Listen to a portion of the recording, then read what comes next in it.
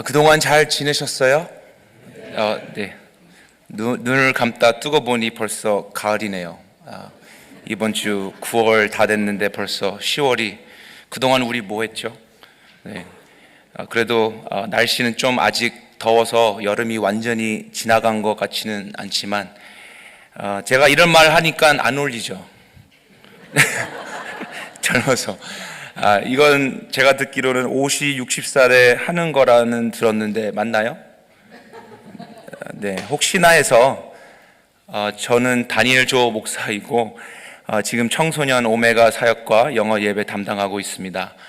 오늘도 오랜만에 이런 귀한 기회와 같이 예배를 드릴 수 있게 돼서 한편으로는 너무 감사하지만 근데 또 한편으로는 부담과 걱정, 예배가 언어 때문에 어렵게 하는 건 아닌지를 생각하게 됩니다.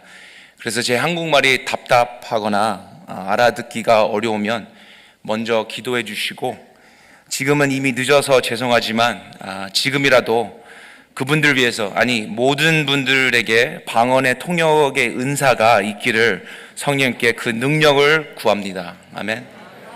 네, 웃길 줄 알았는데 죄송합니다. 네, 항상 처음에 이런 개그를 하면 좋다고 해서 한번 해봤습니다. 네. 요즘에는 점점 어려워지네요. 네. 아니면 이 예배 시간이라서 그러나 아침이라서. 네, 오늘 벌써 가을이라고 해도 시간이 빨리 가든 안 가든 하나님의 풍성한 은혜가 함께 이 예배 위에 있기를 축원합니다. 아멘. 오늘의 말씀 구절 보면 아마 몇 분들은 부활의 성경 구절이라서 보통 봄 때 부활절 때 이 말씀을 읽든가 듣게 됩니다. 하지만 먼저 저희가 왜 주일에 예배를 드리는 이유를 아시죠? Resurrection Sunday. 원래 유대인들은 토요일에 사바스에 예배를 드렸지만 주님이 주일에 부활하셨기 때문에 저희가 전통적으로 주일에 예배를 드립니다. 그래서 매주 부활의 주님, 부활의 예배와 말씀을 생각하며 복음 삶을 살아나가는 거죠. 그래서 주일에는 항상 부활의 에너지와 기쁨이 넘쳐야 합니다. 넘치십니까? 넘치죠? 안 넘치면 죄책감 주려고 하는 것은 아닙니다. 혹시 부활의 에너지가 주일마다 넘쳐야 하는데, 특별히 가을 들어가면서 가을 탄다고 하잖아요. 에너지의 도전은 됩니다. 요즘에는 다이그노시스가 있습니다. Seasonal Affective Disorder. 날씨와 햇빛의 변경 때문에 저의 무드, 감정이 영향이 돼서 우울할 수도, 힘들 수도, 소망이 없고 점점 밖에 안 나가고 싶어 하는 에펙트가 있다고 합니다. 그래서 오히려 가을의 부활보다 더 무덤의 믿음이나 생활이 더 가깝지 않나 생각해 보게 됩니다. 그래서 오늘의 말씀에 있는 제자들과 막달라 마리아 통하여 어떻게 하면 항상 부활의 믿음을, 특별히 이 세상이 어두워지고 있을 때에 갖고 나갈 수 있는지를 같이 보려고 합니다. 우리는 하나님이 모든 것을 하신 일에 대해서는 그게 창조부터 구원, 은혜, 성경의 말씀에 써 있는 일들을 우리는 그거에 반응, 리스폰스를 하게 됩니다. 그게 좋은 반응, 아니면 나쁜 반응, 아니면 무관심 반응을 하게 됩니다. 근데 우리 느낌대로가 아닌, 우리가 기쁠 때나 슬플 때나 상관없이 저희는 하나님이 그 일들을 행했다고 그 진실로 믿는 것이, 그 반응이 우리는 믿음이라고 합니다. 그래서 믿음은 그리스도와의 관계에서 가장 기초적인 요소입니다. 그리고 그 믿음 통해서 저희 성경 말씀은 저에게 많은 통찰력, 인사이트과 위로를 제공하며 하나님께서 그리스도를 통해 믿음은 저에게 주신 선물입니다. 그래서 오늘 저희 기독교 신앙 안에서 부활의 믿음이라고 할 때 오늘 성경 구절을 통해서 제자와 마리아가 어떻게 해서 부활의 믿음으로 반응을 하고 가졌는지를 볼 겁니다. 첫 번째, 부활의 믿음은 사람의 힘으로는 불가능합니다. 두 번째, 믿음은 합리적이기도 합니다. 물론 합리적이지만 하지 않습니다. 세 번째, 마지막으로는 은혜로 말미암아 주님과 개인 관계로 믿음은 부활합니다. 그럼 첫 번째, 부활의 믿음은 사람의 힘으로는 불가능하다. 먼저 불가능하다는 것은 외부의 도움 없이는 할 수 없다는 것입니다. 외부의 도움이 필요하다는 것입니다. 도움이 필요하다는 것은 저희 현재 상태가 결함이 있고 영적으로 둔감함이 있다는 것입니다. 그럼 어느 누구도 스스로 강력한 믿음을 만들어낼 수 없다는 것입니다. 예수님은 제자들에게 반복적으로 말씀하셨습니다. 그분은 죽고 3일 후에 다시 살아날 것이라고. 마가복음 8장, 인자가 죽음을 당하고 3일 후에 다시 살아날 것이다. 마가복음 9장, 사람들이 그를 죽일 것이며 3일 후에 다시 살아날 것이다. 마가복음 10장, 인자가 죽임을 당하고 3일 후에 다시 살아날 것이다. 마태복음 27장, 예수님의 이 말씀이 널리 알려져 있어 그분의 적들이 이를 듣고 무덤에 지키기 위해 경비병을 배치하였다라고 나옵니다. 모든 경고가 제자들에게 주어졌다라고 말씀을 합니다.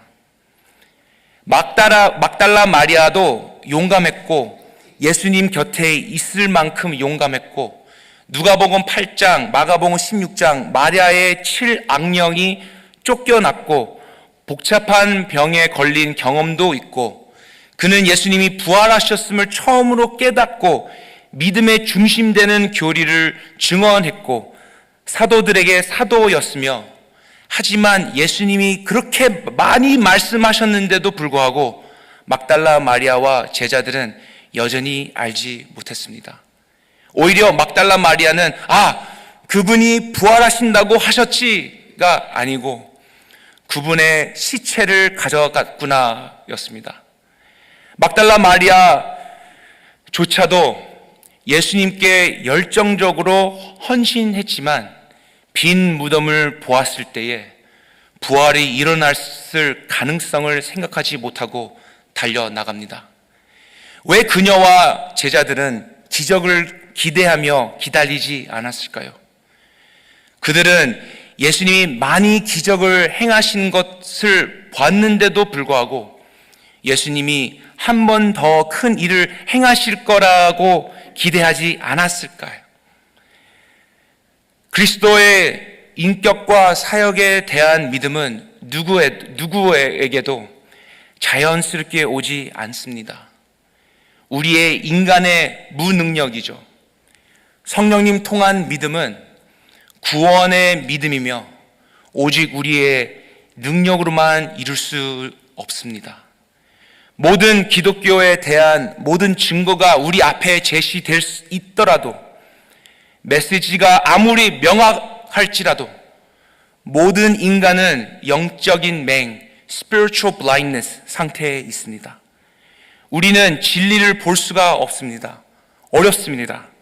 우리는 스스로 모든 것을 연결해서 이해할 수 없습니다. 그들이 인류 역사상 가장 위대한 구속 행위를 목격했음에도 불구하고 하나님이 예수 그리스도의 부활을 통해 죄와 죽음의 권세를 깨트리셨는데, 예수님은 몇 달, 몇 년 동안 사건과 그 의미를 가르치셨었는데, 그럼에도 불구하고 막달라 마리아는 빈 무덤을 보고 있지만 그것을 보지 못했습니다. 그녀는 그것을 이해하지조차도 못합니다. 부활의 믿음은 하나님 자신에 의한 초자연적 개입, supernatural intervention 없이는 불가능합니다. 어떤 분들은 이렇게 말합니다. 믿음은 강렬한 희망적 사고의 한 형태라고요. Form of wishful thinking. 성경을 볼 때 누구나 금방 알 수 있는 것은, 만약 성경이 진실이라면 당신은 자신의 삶을 어떻게 살 것인지에 대한 일부 통제력을 잃게 된다는 것입니다. 그래서 우리 스스로 믿음을 가지는 것은 불가능합니다. 그러나 예수님께서 말씀하셨듯이 사람으로는 할 수는 없으되 하나님으로서는 다 할 수 있느니라. 두려움에 의해 움직이는 믿음은 불안함과 의심에 지나치게 사로잡힐 수 있습니다. 이렇게 얘기할 수 있죠. 나는 그리스도인이 되고 싶고 동기부여도 있지만 내 의욕이 올바른지 걱정된다.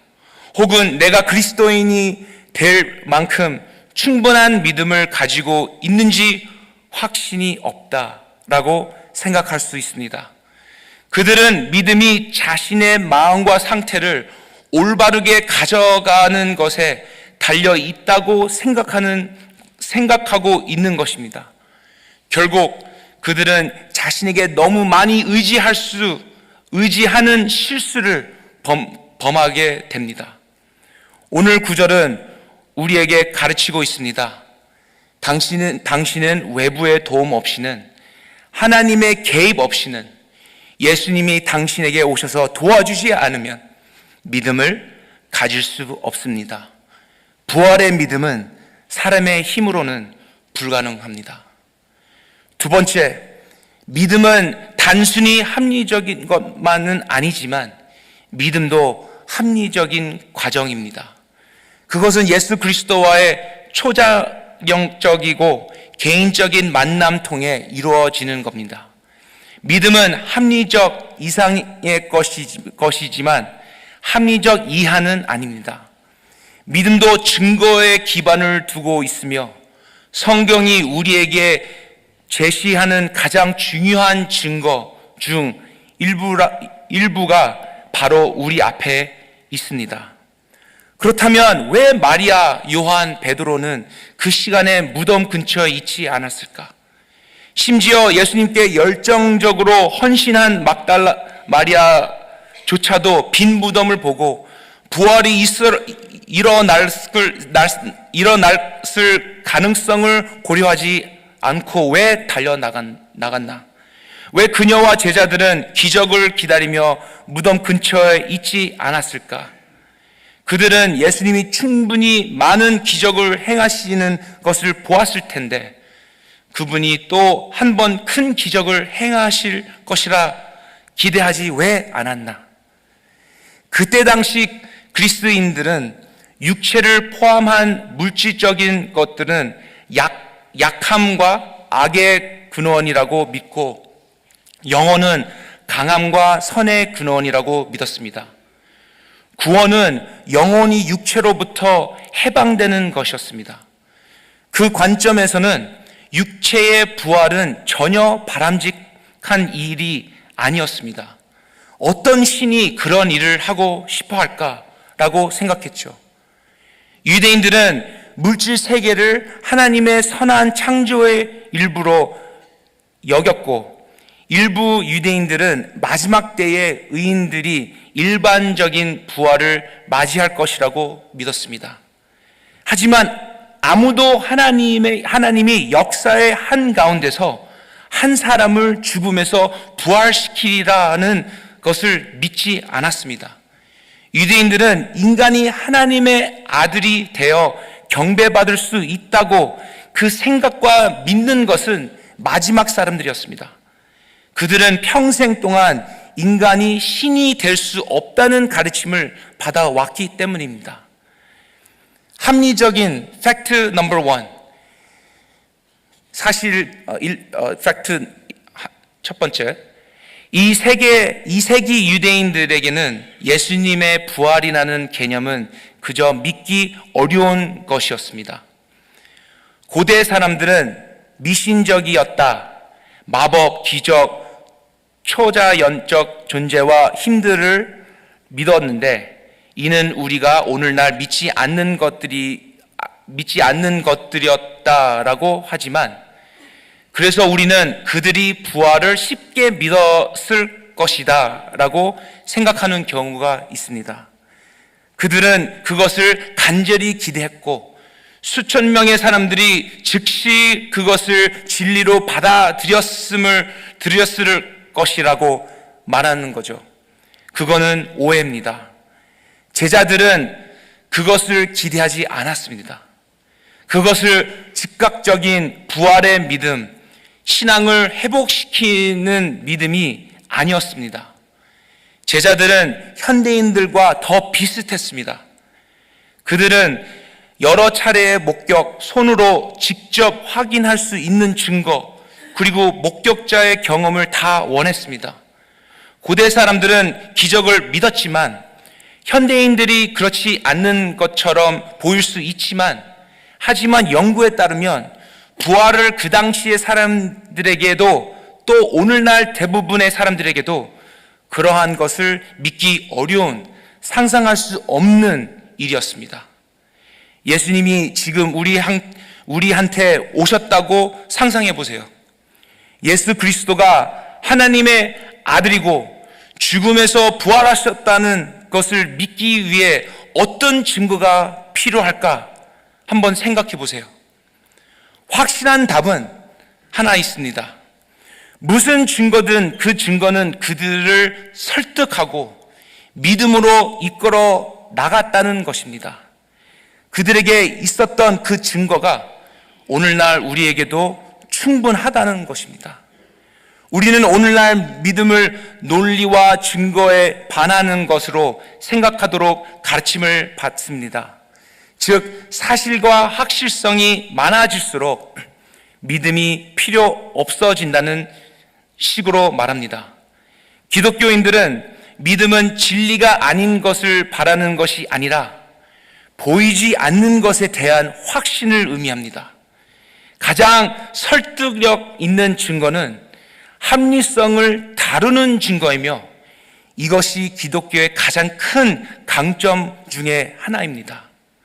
합리적 팩트 넘버 2, 두 번째 팩트, 첫 번째 목격자는 누구인가요? 첫 번째 목격자는 여성들이었습니다. 이것은 지어낸 이야기가 아님을 증명합니다.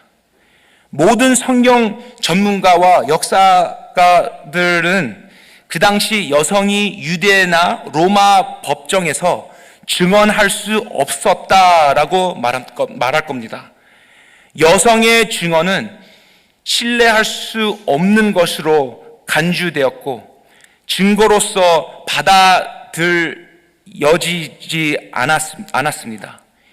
이때 당시 만약 종교나 운동을 홍보하기 위해 부활 이야기를 꾸미고 싶었다면 절대 여성을 첫 번째 목격자로 만들지 않았을 것이라는 말입니다. 그러나 마태, 마가, 누가, 요한복음들은 모두 부활의 첫 번째 목격자로 여성을 기록하는 것을 볼 수가 있습니다. 여성들이 그 이야기에 등장하는 유일한 역사적으로 그럴듯한 이유는, 그리고 그들의 증언이 신뢰할 수 없는 것으로 간주되었음에도 남성들이 이 기록을 남긴 이유는 단 하나입니다. 그 일이 실제로 일어났었기 때문에, 마리아가 예수님을 보았기 때문에. 보다, to see, saw, 그리스어로 블레뽀인데요. 이게 생각하고 숙고하며 분석하다라는 뜻을 갖고 있습니다. 오늘 말씀에 나오죠. 베드로 그가 무덤의 안으로 들어가 보니 삼배가 놓여 있었고, 그가 무덤에서 천을 보았을 때 베드로가 생각할 수 있는 것입니다. 만약 예수님이 살아나셨다면 천은 찢기거나 풀어져 있어야 했고, 그러나 만약 친구들이 시체를 가져갔다면 도대체 왜 그들은 시체를 알몸으로 모독하면서 가져갔을까? 그들은 시체를 천에 감싼 채로 가져갔을 것인데, 만약 적들이 그랬다면 왜 그들은 천을 깔끔하게 벗겨 그 자리에 두었을까? 베드로는 치열하게 생각하고 증거를 찾고 가능한 모든 옵션을 시험하고 있었습니다. 하지만 그것이 합리적인 것만은 아니었습니다. 그 향기를 느껴지는 거죠. 오직 이성만으로는 진정한 믿음을 얻을 수 없는 것입니다. 그러나 믿음이 비합리적인 것도 아닙니다. 이성을 동원하지 않고는 진정한 믿음에 도달할 수 없다는 것입니다. 왜일까요? 성숙한 믿음은 전체 온전한 사람의 행위이기 때문입니다. 우리의 지성, 의지, 감정이 모두 다 헌신되어야 하는 거죠. 우리의 현재 세상은 한쪽에서는 객관적 진리가 없다고 믿습니다. 기독교를 믿고 싶다면, 원하는 신앙을 믿고 싶다면, 그것이 당신에게 관련성이 있고 만족을 준다면 그것이 실제로 일어났는지에 대해 걱정하지 말라고 말합니다. 그것이 당신에게 의미가 있다면 그것을 믿어도 괜찮다고 합니다. 반면에 열정적인 믿음도 잘못될 수 있습니다. 사람들은 자신의 인종이 모든 인종보다 우수하다고 열정적으로 믿거나 세계를 지배하는 것이 가장 좋은 일이라고 생각하면 그것으로 그들은 본인들이 옳다라고 강조합니다. 그것도 맞는 게 아닙니다. 왜일까요? 왜냐하면 깊은 곳에서 우리는 진리가 존재한다고 알고 있기 때문입니다. 우리는 어떤 것들은 잘못된 것이라고 알고 있고 사람들이 그것을 옳다고 생각하더라도 어떤 것들은 옳은 것이라고 알고 있기에 사람들이 그것을 잘못이라고 생각하더라도 그 깊은 곳에 진리를 거부할 수 없습니다. 기독교는 관련성이 relevance 있다고 해서 믿는 것은 아닙니다. 우리의 사회에서는 아름답고 매력적이라서 그 이유로 믿으라고 하는 것은 아닙니다. 진정한 기독교 믿음은 흥미롭고 실용적이며 관련성이 있기 때문에 믿는 게 아니고 그것이 진실하기 때문에 믿는 것입니다. 만약 그것이 진실이 아니라면 결국 믿음의 관련성이 없어질 겁니다.